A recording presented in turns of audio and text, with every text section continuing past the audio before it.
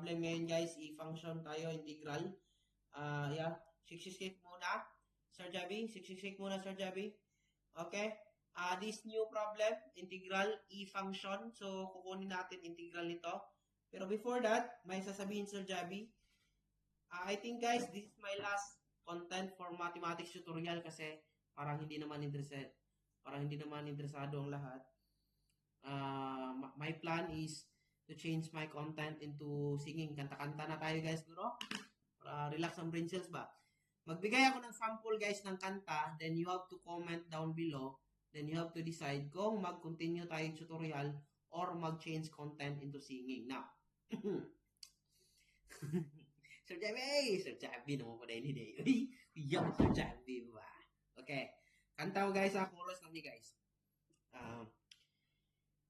Kailangan kita ngayon at kailanman. Kailangan mong malaman na ikaw lamang ang tunay kong minamahal.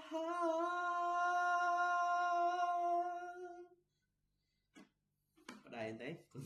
Mag-vlog tayo. Mag-tutor ta guys. So, ayun yung kanta guys. Okay? Formula ng integration by parts, UV minus integral v du dx. Padali lang guys, less than 1 minute lang ito guys. Usually, yung u natin is yung naka-variable na x. So, let ux du 1. Ang dv natin is e raised to negative x. Ang v, kunin natin integral negative e raised to negative x. Bakit? Sample this one. I-copy lang yan. Di ba, ang derivative ng negative x, negative 1. So, lagay sa denominator kapag integral. Kapag derivative, i-multiply.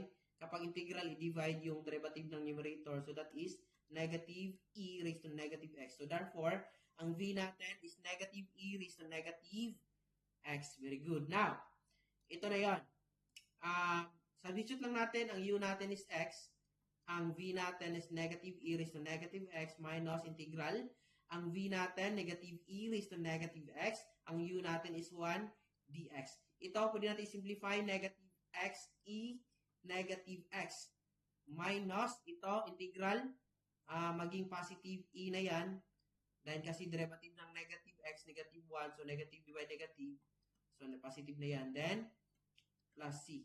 So, distribute lang, negative x, e raised to negative x minus e raised to negative x plus c. Di ba wala kayong number na nakita guys? Puros letter.